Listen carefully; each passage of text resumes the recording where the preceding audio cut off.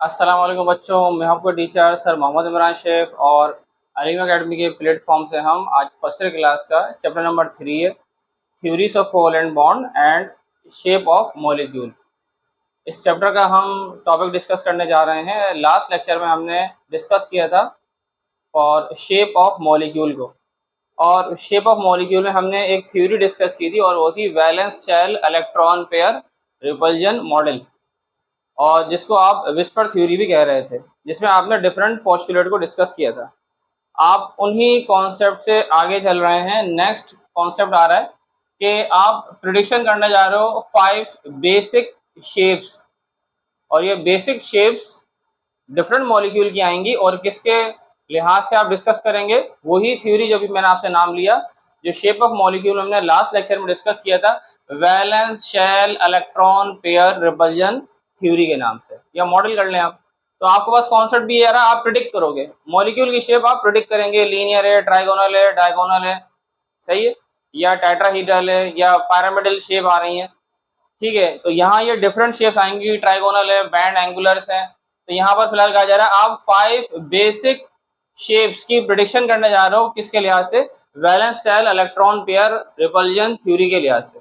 अब आपके पास भाई पहला कॉन्सेप्ट आ रहा है कि मैंने ये तकरीबन 5 नेम लिखे हुए हैं कि कोई मॉलिक्यूल की शेप लीनियर में है, कोई ट्राइगोनल में है, टेट्राहीड्रल, ये पिरामिड शेप, और ये बैंड और एंगुलर जिसे हम कहते हैं। तो अब यहाँ इनके लिए कुछ रिप्रेजेंट करने के लिए मॉलिक्यूल के लिए मैंने यहाँ कुछ यहाँ लिखा हुआ, जैसे कि आप देखें कि ए एक्स और 2। अब मैंने यहाँ पहले से मेंशन कर दिया, ए जहां भी लिखा हुआ आएगा वो किस चीज को रिप्रेजेंट करेगा, सेंट्रल एटम को।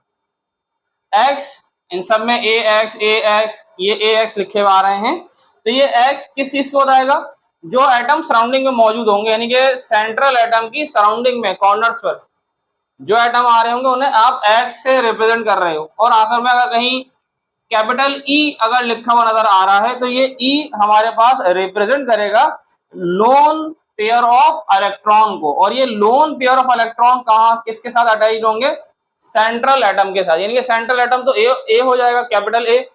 सराउंडिंग वाले एटम में वो कौन आ जाएंगे, वो आ जाएंगे एक्स। और अगर कोई लोन पेयर हुआ इलेक्ट्रॉन का तो वो लोन पेयर को आप रिप्रेजेंट करेंगे कैपिटल ई से। अब जैसे पहला आ रहा है लीनियर शेप। अब लीनियर शेप के लिए जैसे मैं एक एग्जांपल लिखता हूं, जैसे मैं लिखता हूं भाई लीनियर शेप के लिए नंबर 1 आ रहा है ना लीनियर, तो नंबर 1 अगर लीनियर है तो मैं एग्जांपल लिखता हूं, जैसे ये लिखा हुआ है AX2। अब ए के मीनिंग आ रहा है सेंट्रल एटम। तो यहाँ अगर मैं एग्जाम्पल लिखूं, यहाँ आपको समझाते भी हैं, जैसे मैं एक एग्जाम्पल लिखता हूँ कार्बन डाइऑक्साइड की, एक मैं एग्जाम्पल लिखता हूँ जैसे कि बेरिलियम क्लोराइड की Be और Cl2। ये दो एग्जाम्पल जरा डिस्कस करते हैं। ए की मीनिंग सेंट्रल एटम, एक्स की मीनिंग सराउंडिंग वाले एटम आ जाएंगे। तो मैंने यहाँ आपके पास नजर आ रहा है जैसे कार्बन है, कार्बन सेंट्रल एटम होगा, एक एटम है, तो ये एक्स को बता रहा है। तो कार्बन का एटॉमिक नंबर है 6। तो कार्बन के वैलेंस सेल में इलेक्ट्रॉन कितना आएंगे, 4। तो कार्बन के अगर वैलेंस सेल में अगर इलेक्ट्रॉन 4 आएंगे तो 2 इलेक्ट्रॉन मैं यहाँ दिखा रहा हूँ और 2 इलेक्ट्रॉन यहाँ दिखा रहा हूँ, 1 2 3 4। और सराउंडिंग में कौन है, ऑक्सीजन। ऑक्सीजन के वैलेंस सेल में कितने इलेक्ट्रॉन होते हैं, 6। तो ऑक्सीजन का एटॉमिक नंबर होता है 8, तो वैलेंस सेल में इलेक्ट्रॉन आएंगे 6 ये है। तो अगर वैलेंस सेल में अगर इलेक्ट्रॉन 6 है ना, तो कितने बॉन्ड बनाएगा, 2 बॉन्ड बनाएगा, कौन, ऑक्सीजन। तो वैलेंस सेल में अगर मैं चला दिखा भी देता हूँ, अगर आपको इलेक्ट्रॉन होते हैं भाई कितने, ये हो जाएंगे 4 5 और 1 6, और ऐसे ये भी 2 और 2 4 और 5 और 1 6। कार्बन के तो वैलेंस सेल में इलेक्ट्रॉन कंप्लीट है। ऐसे ही मैंने एक और एग्जांपल बेरिलियम Be, तो भाई कार्बन का एटॉमिक नंबर है, मैंने आपसे कहा क्या होता है 6, और Be सेंट्रल एटम है, तो बेरिलियम का एटॉमिक नंबर हमारे पास क्या होगा, 4। तो पहले शेल में कितने इलेक्ट्रॉन आएंगे, 2, और वैलेंस शेल में कितने इलेक्ट्रॉन आ जाएंगे, उसमें 2 आ जाएंगे।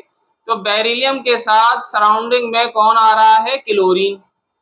तो बेरिलियम के वैलेंस शेल में कितने इलेक्ट्रॉन है, 2, तो ये 2 जगह कोवेलेंट बॉन्ड बनाएगा। तो अब क्लोरीन का एटॉमिक नंबर होता है कितना, क्लोरीन का एटॉमिक नंबर होता है 17, तो ये 7th ग्रुप का है, तो इसके वैलेंस शेल में कितने इलेक्ट्रॉन आएंगे, 7। ये एक एटम यहाँ बना दें और एक एटम यहाँ, अगर इसका इलेक्ट्रॉन दिखाना चाह रहे हो तो ये है भाई 4 और 2 6 और 1 7, 2 4 और 2 6 और 1 7। तब ये दोनों शेप किस में आ रही हैं, लीनियर में आ रही है। यहाँ भी पहली शेप क्या आ रही थी, प्रिडिक्ट करोगे बेसिक शेप बाय आप प्रेडिक्ट करने जा रहे हो इस थ्योरी के लिहाज से, तो ये सेंट्रल एटम हो गया और ये आपके पास एंगल दिखा देगा कितना 180 का। लीनियर शेप जब भी आएंगी तो ये लीनियर शेप आपके पास एंगल दिखा देंगी, ये भी लीनियर शेप है और ये भी लीनियर शेप है, तो एंगल कितना रहेगा 180 का। ये दो एग्जांपल बनाए। इसके अलावा कार्बन आप डाइसल्फाइड बना लो CS2, वो भी ऐसे ही बनेगा। चले अगर मैं CS2 अगर बना के दिखाऊं तो वो भी ऐसे बनेगा। ये सब हम पहले शेप बना चुके हैं, तो ये भी ऐसे ही बन जाएगी carbon disulphide. Carbon central atom, carbon के वैलेंस शेल में इलेक्ट्रॉन 4 और सल्फर के वैलेंस शेल में कितने इलेक्ट्रॉन होते हैं 6, एटॉमिक नंबर है 16। ये पहली एग्जांपल होगी। फिर आ जाए trigonal planar shape AX2, AX और बल्कि आ रहा था 3, AX और 3। जैसे यहाँ था ना A central atom X surrounding, A central atom X surrounding, A central atom X surrounding, अब AX3। अब यहाँ अगर हम एग्जाम्पल लिखते हैं तो यहाँ पर हमारे पास एग्जाम्पल में आप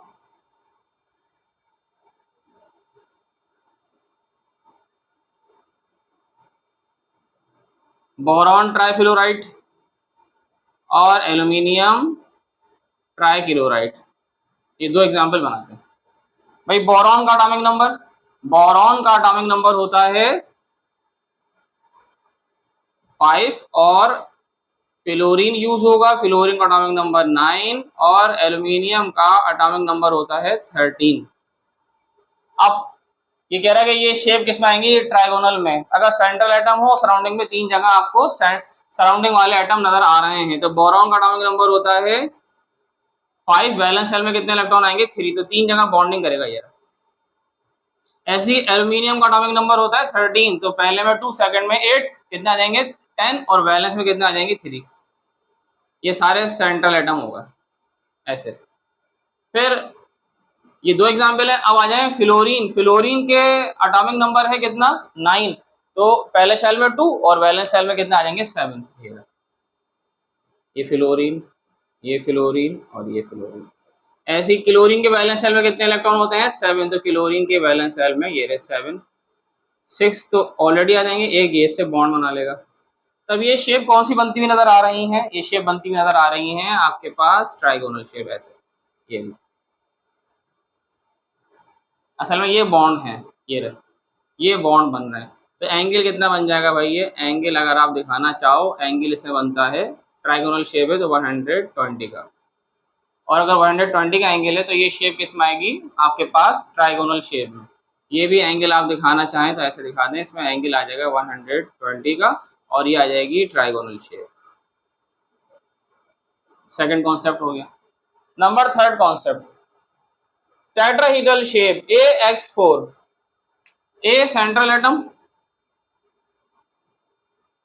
और X4, यानी कि सराउंडिंग में 4 एटम नजर आएंगे। तो इसमें अगर हम एग्जाम्पल लिखना चाहें तो वही हम एग्जाम्पल बना देते हैं, जैसे कि दो हम पहले भी एग्जाम्पल कर चुके हैं, बहुत आसान सी हैं। एक कार्बन टेट्राक्लोराइड CCl4 और एक मीथेन। लास्ट लेक्चर में भी सारी शेप हमने पहले बनाना सिखा दी है, ये दोबारा रिपीट हो रही है।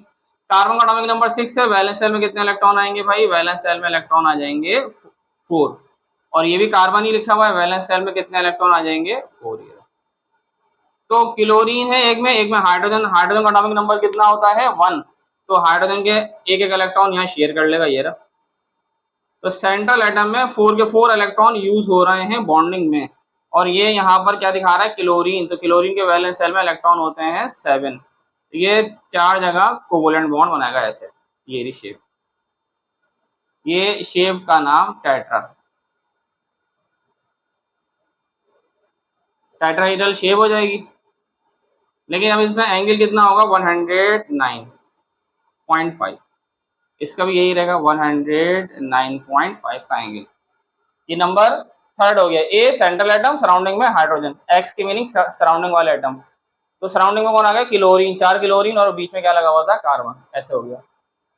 ये हो गया नंबर थर्ड और टेट्राहेड्रल। अब आ गया ट्राइगोनल, या आपसे वो कह रहा है आगे नाम आ रहा है, पूरा नेम प्रॉपर आ रहा है पिरामिड शेप, लेकिन वो कह रहा है AX और क्या दिखा रहा है आपको वो 3। तो यहाँ अगर हम आपको बताएं, ये हमारे स्टार्ट के 3 तो हो गए, इन्हें हम यहाँ रिमूव करते हैं। टेट्राहीड्रल तक हो चुका था, अब हमारे पास नंबर 4 आ रहा है पिरामिड शेप, और फिर नंबर 5 कौन सा होगा, ये एंगुलर, इसको मैं यहाँ समझा देता हूँ। तो अब ये नंबर 3 जो आ रहा है हमारे पास, नंबर 4 जो आ रहा है AX3, नंबर 4 आ रहा है AX3 और E की मीनिंग हमने क्या कहा था आपसे कि अगर जो लोन पेयर ऑफ इलेक्ट्रॉन रख रहा होगा उसे कहा जाएगा E। अब इसमें मैं एग्जाम्पल लिखता हूँ, 3 जगह सराउंडिंग एटम कह रहा है, एक सेंट्रल एटम और एक इलेक्ट्रॉन का पेयर। तो आप यहाँ एग्जाम्पल बना दें, जैसे कि यहाँ मैं एग्जाम्पल बनाता हूँ, एक बनाऊंगा अमोनिया NH3 और एक बना देता हूँ phosphine phosphorus hydride PH3। Atomic number याद होने चाहिए, नाइट्रोजन का एटॉमिक नंबर है 7, फॉस्फोरस का आ रहा है 15। अब जरा बनाते हैं, ए की मीनिंग सेंट्रल एटम, तो नाइट्रोजन बनाया सेंटर में आपने, और नाइट्रोजन के साथ कितने इलेक्ट्रॉन होने चाहिए, नाइट्रोजन का एटॉमिक नंबर है 7, तो पहले में 2 और बैलेंस में कितना आ जाएंगे 5, तो बैलेंस सेल में कितने इलेक्ट्रॉन आएंगे 5, यानी कि 3 इलेक्ट्रॉन ये बॉन्ड बना लेंगे और एक इलेक्ट्रॉन का पेयर ये रहा, सही, एक इलेक्ट्रॉन का पेयर यहाँ दिखा दें, या तो इसे आप भले ऑर्बिटल में दिखा दें कि जो ऐसे दिखा दें, एक ही बात है। अब साथ में क्या आ रहा है, 3 आ रहे हैं हाइड्रोजन, हाइड्रोजन का एटॉमिक नंबर आता है 1, तो ये आ गए सराउंडिंग वाले एटम AX3 और E। AX3, X की मीनिंग सराउंडिंग, A की मीनिंग सेंट्रल, और लोन पेयर ऑफ इलेक्ट्रॉन को क्या दिखा रहे हो तो आप E। तो ये शेप किस में आएगी, हमने यहाँ लिखा हुआ था, ये शेप आएगी, अगर ऐसे शेप बनेगी तो ये शेप आ जाएगी हमारे पास pyramid shape. Phosphorus central atom, पहले में 2 सेकंड में 8, कितना आ जाएंगे, पहले में 2 सेकंड में 8, फिर कितना आ जाएंगे 10, और वैलेंस में कितना आ जाएंगे 5, तो फॉस्फोरस सेंट्रल एटम, तो वैलेंस सेल में आएंगे 5 इलेक्ट्रॉन, ये रहे 1 2 3, 3 जगह बॉन्ड किससे बनाएगा हाइड्रोजन से, और एक इसमें भी क्या आ जाएगा लोन पेयर, ये रहा आपसे ये कह रहा है एक सेंट्रल 3 सराउंडिंग एक लोन पेयर ऑफ इलेक्ट्रॉन, ये रहा। तो ये एग्जांपल आ जाएगी फॉस्फोरस हाइड्राइड की। तो ये अगर हम शेप दिखाएंगे तो भाई ये शेप अगर हम ऐसे दिखा देते हैं तो एक लोन पेयर है और 3, देखो इसमें क्या था एक भी लोन पेयर नहीं था, चारों जगह सराउंडिंग में एटम नजर आ रहे हैं, यहाँ 3 जगह है एक लोन पेयर है। तो ये फिर मैंने कल भी कहा था अगर लोन पेयर ऑफ इलेक्ट्रॉन अगर मौजूद होगा तो ये लार्जर वॉल्यूम रखने की वजह से बॉन्ड पेयर को क्या करेगा कॉम्प्रेस, तो इसका एंगल 109 से रिड्यूस होगा 107 का होगा, एंगल बन जाएगा 107 का, और शेप का नाम वही रहेगा पिरामिड शेप, पिरामिडल स्ट्रक्चर्स ये वाले होंगे। लास्ट AX2 और E3 एग्जाम्पल, बैंड और एंगुलर में मैं एग्जाम्पल दे देता हूँ, एक बहुत आसान सी दे देता हूँ, वाटर की H2O, या एक और ले लें आप ले लें H2S, ठीक है। तो अब यहाँ होता कैसे है भाई, ये कैसे बनेगा, यहाँ ये इस तरह से कि एक सेंट्रल एटम होगा, 2 सराउंडिंग एटम होंगे, और साथ में क्या कह रहा है ये 2 इलेक्ट्रॉन के पेयर आपके पास AX2 और E3 कह रहा है आपसे वो। तो यहाँ हम बना के देखते हैं ये एंगुलर और बैंड के अंदर, देखें किस तरह से, यहाँ E में लोन पेयर होंगे, इसमें लोन पेयर आएंगे 3 नहीं होंगे, इसमें लोन पेयर आएंगे 2, देखिए बताते हैं कैसे।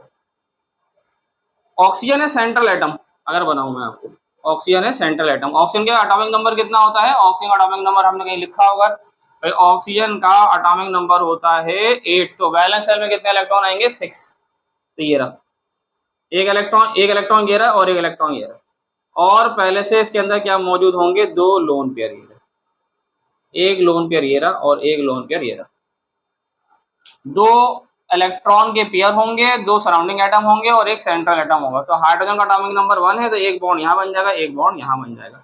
अब लोन पेयर बढ़ गए ना, तो ये बॉन्ड पेयर क्या करेंगे कॉम्प्रेस, सेंट्रल एटम में 4 जगह एटम थे इसलिए एंगल 109 का रहा है, शेप टेट्राहीड्रल, लेकिन सेंट्रल एटम में एक लोन पेयर आ गया जिसकी वजह से बॉन्ड पेयर कॉम्प्रेस हुआ, एंगल 107 और शेप का नाम पिरामिड।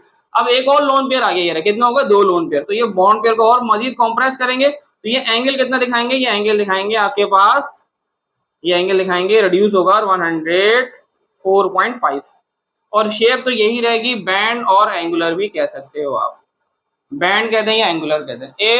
X2 और E2 दो लोन पेयर ऑफ इलेक्ट्रॉन। अब दूसरी एग्जांपल है H2S, hydrogen sulphide, sulphur central atom, sulphur के वैलेंस शेल में कितने इलेक्ट्रॉन होते हैं? 6।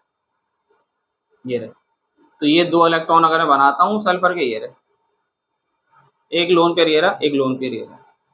सराउंडिंग में कौन आ रहे हैं? 2 हाइड्रोजन एटम, तो एक हाइड्रोजन एटॉमिक नंबर 1 है, हम बार बार कह रहे हैं ये रहा, ये से शेयरिंग करेगा, तो ये अगर हम एंगल दिखाएंगे तो एंगल बन जाएगा 104.5, और आपके पास शेप का नाम बैंड और एंगुलर। ये 5 कॉन्सेप्ट थे, टॉपिक का नाम यही चल रहा था हमारे पास, प्रोडिक्शन करो 5 basic shape by valence shell electron pair repulsion theory. इसके लिहाज से आपको एक कॉन्सेप्ट दिया है कि कुछ मॉलिक्यूल किसमें आएंगे, कुछ मॉलिक्यूल आएंगे लीनियर में, कुछ ट्राइगोनल में, कुछ टेट्राहीड्रल में, कुछ आएंगे पिरामिड शेप में, और कुछ किसमें आएंगे? बैंड और एंगुलर में। हमने हर एक की आपको 2-2 एग्जाम्पल दी हैं।